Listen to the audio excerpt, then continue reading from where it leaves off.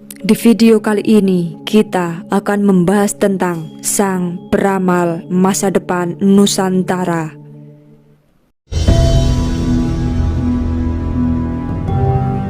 Mata Sang Dewi.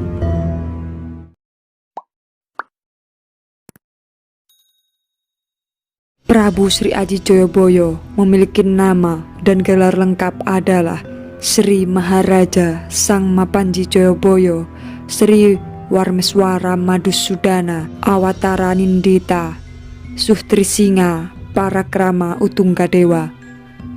Prabu Joyoboyo beragama Hindu, lahir di Daha dan moksa di Pamenang, Kediri. Pada prasasti Hantang yang diterbitkan tahun 1135 atau juga disebut Prasasti Ngantang, terdapat semboyan Panjalu Jayati yang artinya Kadiri menang.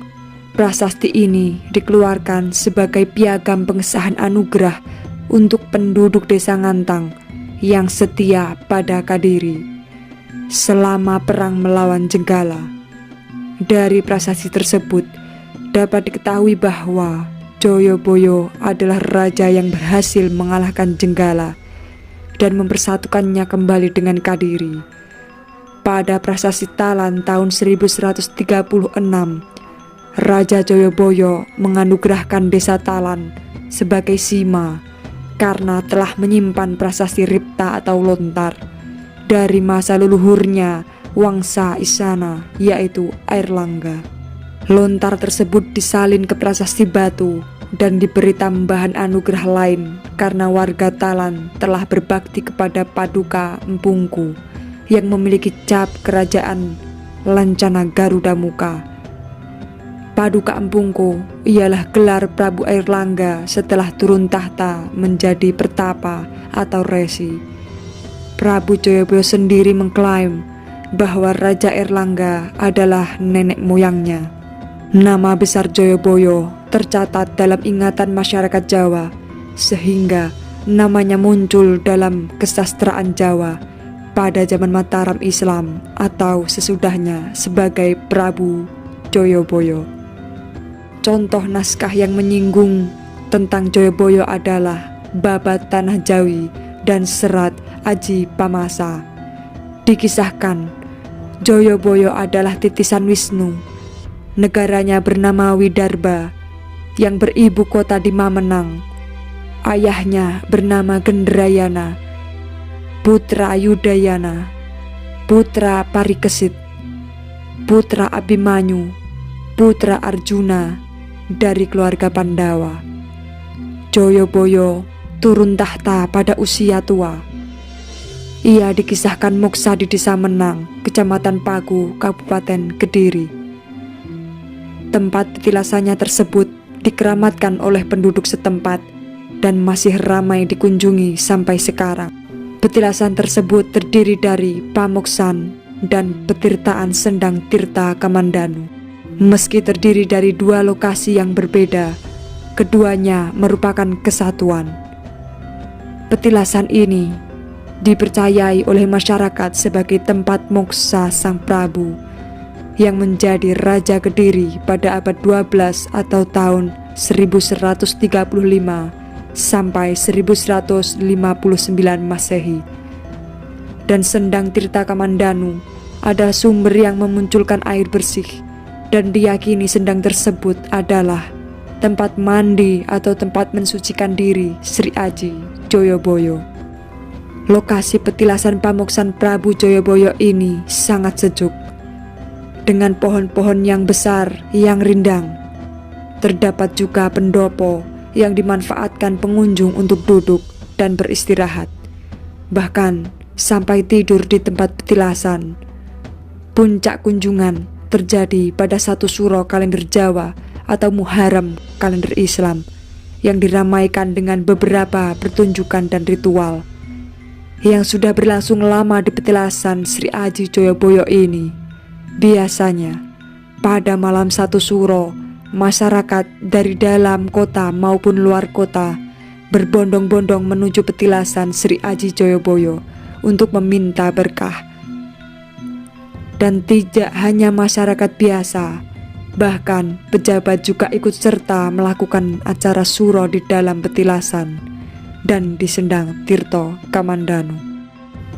Para wisatawan biasanya menghabiskan waktu untuk mempelajari tentang Prabu Joyoboyo. Banyak juga yang berziarah ke tempat tersebut menurut keyakinan masing-masing, dan banyak pula yang datang untuk melakukan ritual atau datang dengan mengharapkan sesuatu yang spesial. Pada tahun 1975, datanglah keluarga Hondodento dari Jawa Tengah untuk membangun petilasan Pamoksan Sri Aji Joyoboyo ini dan Sendang Tirto Kamandanu.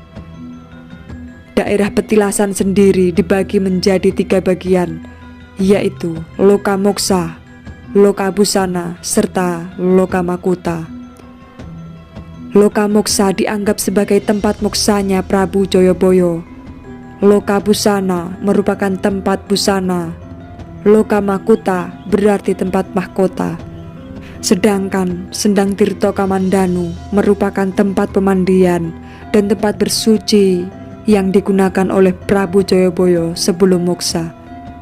Di dalam petilasan Sri Aji Joyoboyo, kita akan melewati 3 pintu. Dalam hal ini, masyarakat Jawa mempercayai jika manusia pasti mengalami 3 alam kehidupan, yaitu alam kandungan, alam nyata, dan alam sukma atau alam akhirat.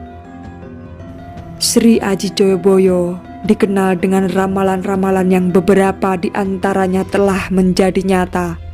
Ramalan akan masa depan ditulisnya dalam bentuk tembang Jawa, di antaranya 21 pupuh berirama Asmaradana, 29 pupuh berirama Sinom, dan 8 pupuh berirama Dandanggulo, yang kemudian dikenal dengan Kitab Musarar.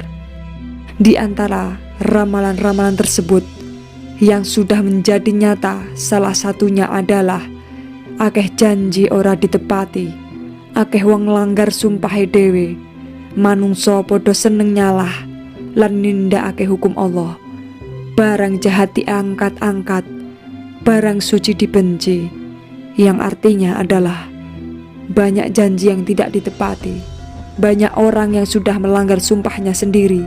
Manusia pada suka melakukan hal yang salah dan melakukan hal yang dilarang oleh Allah. Hal yang jahat diangkat-angkat, hal yang suci malah dibenci. Ada juga ramalan masa depan Nusantara yang menyebutkan gunung-gunung akan meletus, bumi berguncang-guncang, laut dan sungai akan meluap.